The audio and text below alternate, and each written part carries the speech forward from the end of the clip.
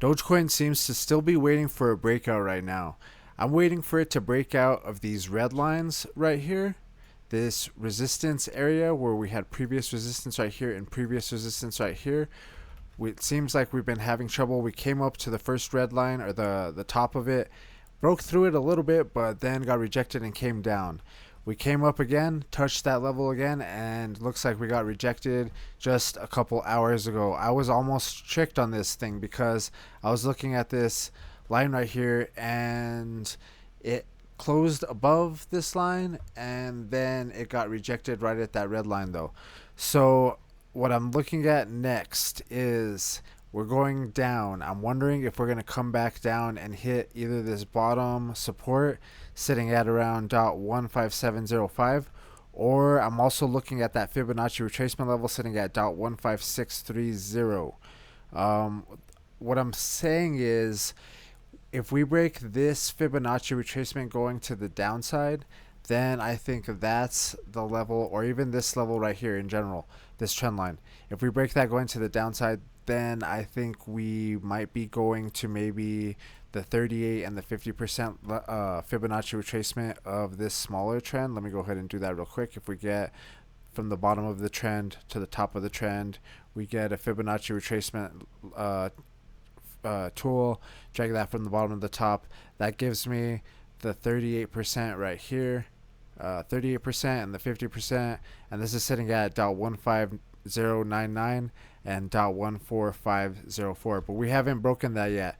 Until we break this trend line, one second, until we actually break this trend line, in my opinion, then which we had support, giving me that trend line, then I'm not super confident on these targets right here. But if we do break that, or if we do break this one, I think it's really the Fibonacci retracement level sitting at 15640 approximately. If we break that level, then I think we could start going to 1588 or 14515 again, maybe even 13910, which is the bottom of that Fibonacci retracement chart. But I would be looking at, I like the 50% level in general when we do those when we do the Fibonacci retracement. I like the 50% level in general. So that's what I would be looking at going to the downside. But if we go to the upside, if we can break out of this resistance area right here, we have resistance and we have resistance right here. So the first one is this first red line. If we could break out of that, then we have the second one sitting at 16909. The first one is 16439 approximately.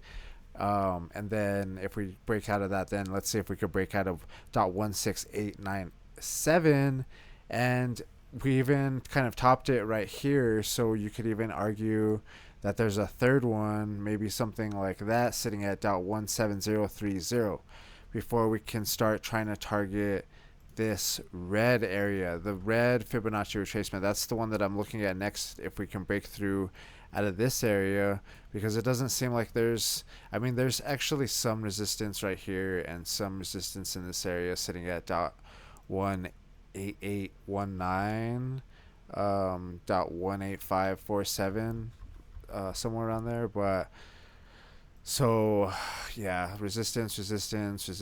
But as far as like this area, I mean, I don't know, it just seems like there's not a lot of resistance besides just right there, because there was just this big fall like that.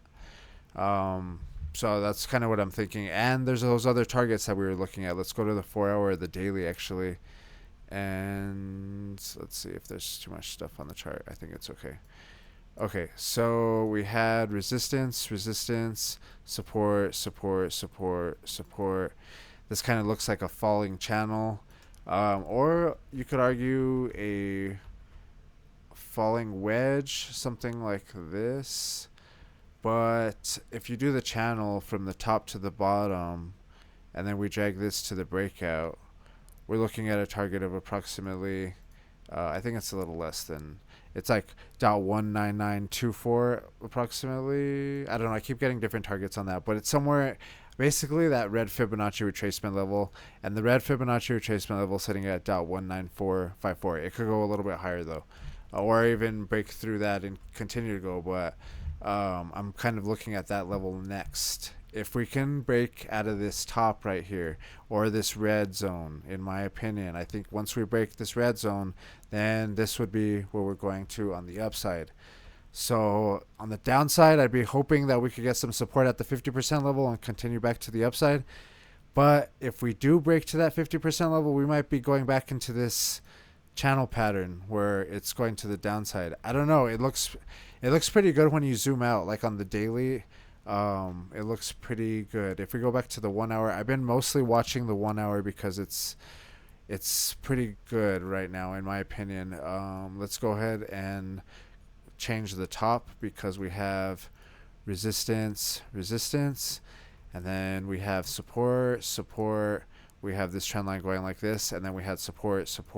We had a trend line going like that. I was wondering if we were going to hold support on this first one and then continue to bounce, and it looks like we're getting support on the second one. So let's go ahead and delete this one. We don't really need that one anymore. We already broke it. And let's see if this one breaks, this one going to the downside. I think if it does, then I'd be more confident on somewhere down here sitting at .15717 in the short term.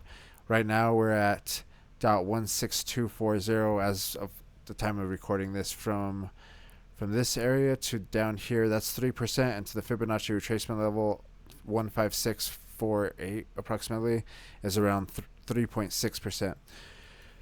So yeah, let's see if it it kind of looks like it's almost forming a rising wedge a little bit. I wonder if it'll do something like that and then break down, but I'm curious. All we have to do is just break out of this red area. Once we do that, then I'll be more confident on this area. So yeah, let me know what you guys think, though. If you want to check out the last video and follow along with some of the stuff that I've been talking about, check out this video right here. And if you like the video, hit that thumbs up, and I'll see you in the next one.